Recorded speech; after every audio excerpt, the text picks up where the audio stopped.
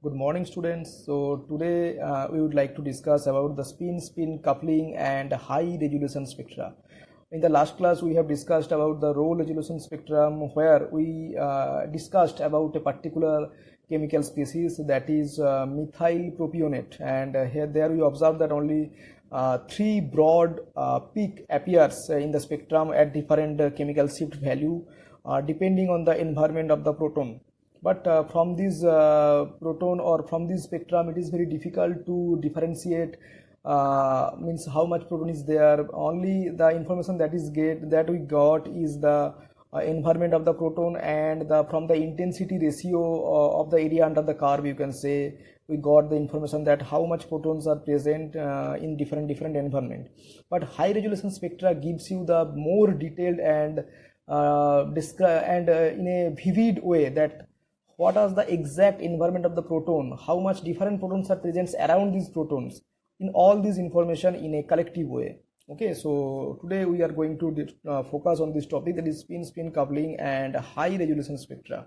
So when an NMR spectrum is acidified when an NMR spectrum of acidified ethanol is examined under high resolution, the peak for the CH2 and CH3 groups are seen to be split into multiplets as shown in the figure, because if you take the low resolution spectrum of acidified ethanol, then we observe only one broad band for OH, another broad band for CH2, and another broad band for CH3 proton. And we know that as OH is more electronegative, that means oxygen is more electronegative, so proton that is attached to the OH group appears at the highest value of delta, that is more downfield, you can say.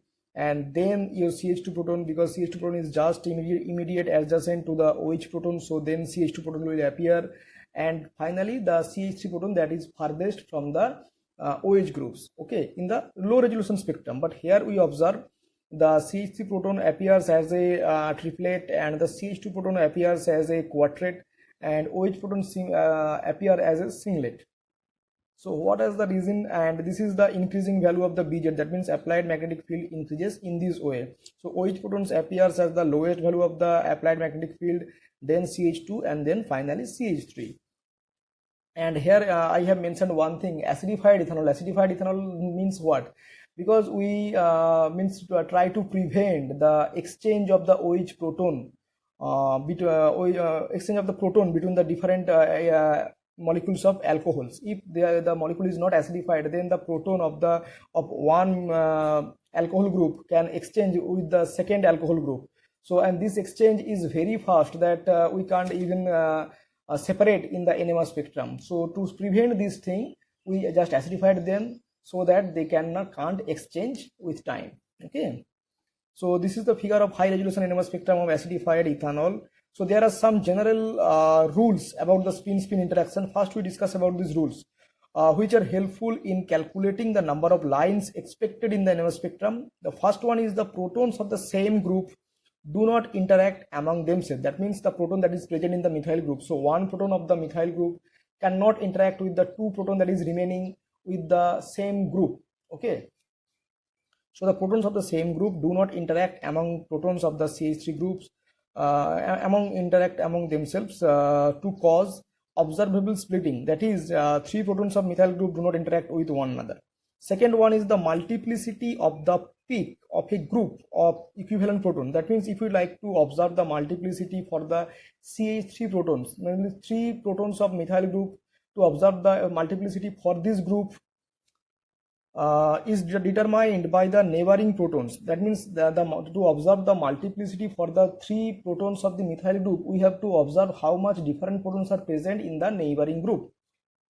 In general, if n equivalent protons interact or couple with the proton on an adjacent carbon atom, the resonance peak is splitted into n plus 1 peaks or signal. That means to observe the splitting of the methyl group, we have to observe how much different type of proton present in the neighboring of this methyl group, and here it is 2.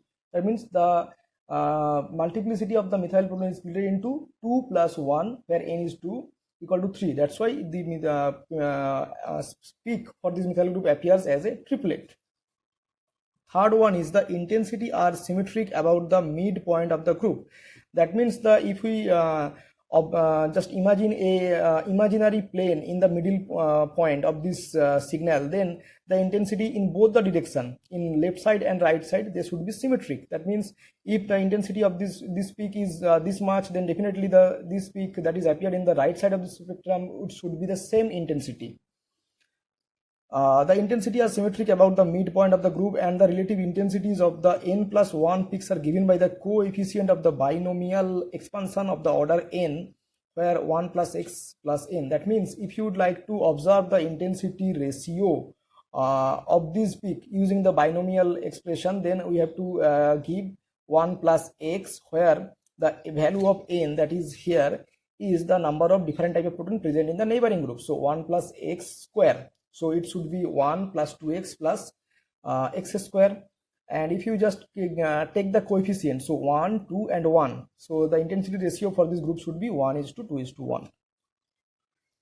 The coefficient can be arranged in the so-called Pascal's triangle. That means if you already know that's Pascal triangle. So 1, then 1, 1. Then if the third is coming, then the 1 plus 1, so 1, 2, 1. In this way, the intensity ratio changes as you increase the number of proton in the neighboring group.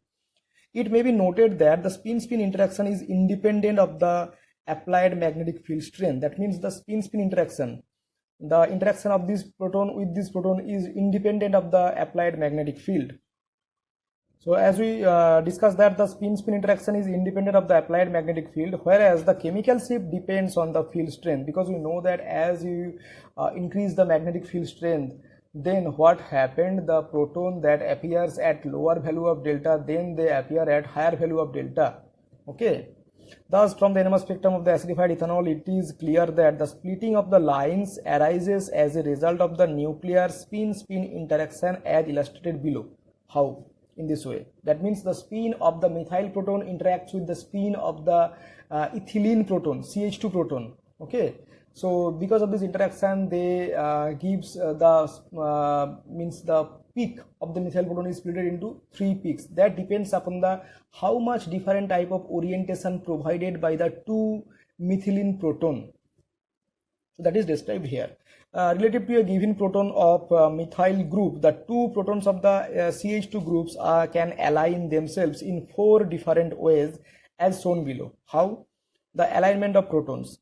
So suppose there are 2 protons, so these 4 possibilities are like that. If both the protons have the same spin in the upward direction, or one is upward direction, one is downward direction, and the another possibility is first one is the downward direction and the second one is the upward direction, or both in the downward direction. So these are the total 4 possibility, and we know that these 2 are equivalent. That means they are in equal proportion or equally probable. So the total intensity should be 1:2:1. So this is the degeneracy, you can say also. So the first one possibility is 1, second both are equal, so it can appears as twice, and the third one, or you can say fourth one, is also 1.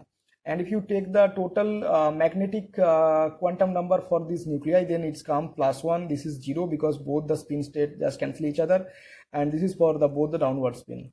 Since the alignment of 2 and 3 are energetically equivalent, the net spin combination is 3, because this will not appear as a 4 signal because they are magnetically equivalent, so they will appear as twice as intensity but not as a different peak.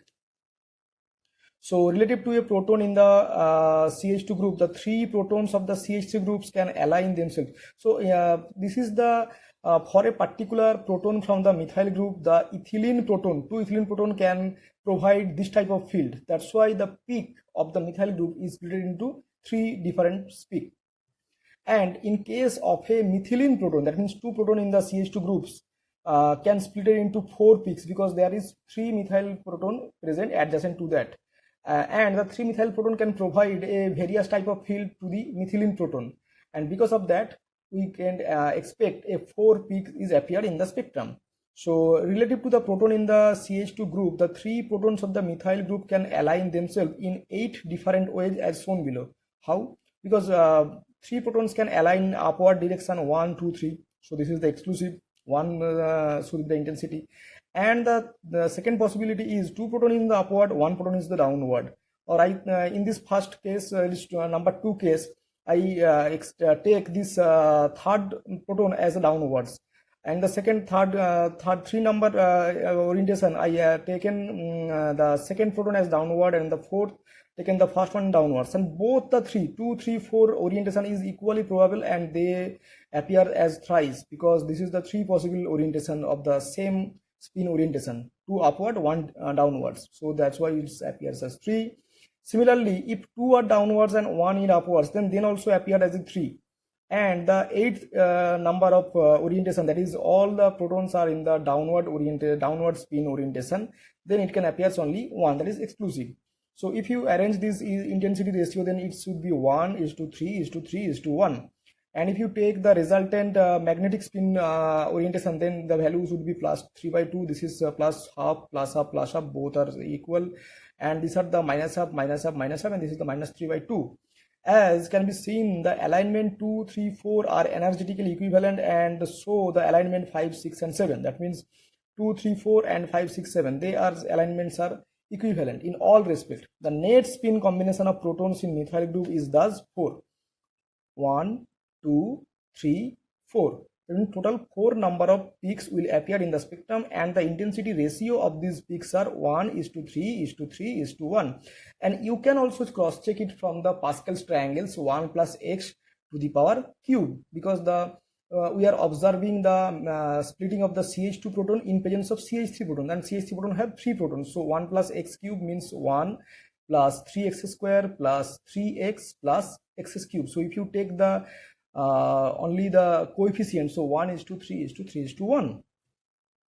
So the 3 possible orientation of the CH2 protons produce 3 different local fields at the methyl protons. Thus, at the methylene protons, it should be written probably is wrong. The 3 possible orientation of the my mistake. The 3 possible orientation of the CH2 protons produces 3 different local fields at the methyl protons, thus splitting the CH3 absorption peak into a triplet, that is the 3 lines of relative intensity ratio 1:2:1. Similarly, the 4 possible orientation of the methyl protons produces 4 different local field at the methylene protons, thus splitting the CH2 resonance into a quadret, that is 4 lines of relative intensity ratio 1:3:3:1. So this is the example of spin-spin interaction and high resolution spectrum, because this spin-spin interaction can only occur when you applied a higher magnetic field. Then these protons are eligible to interact with each other and gives a different peaks. That means the broad peak is now split into a several number of peaks. Okay.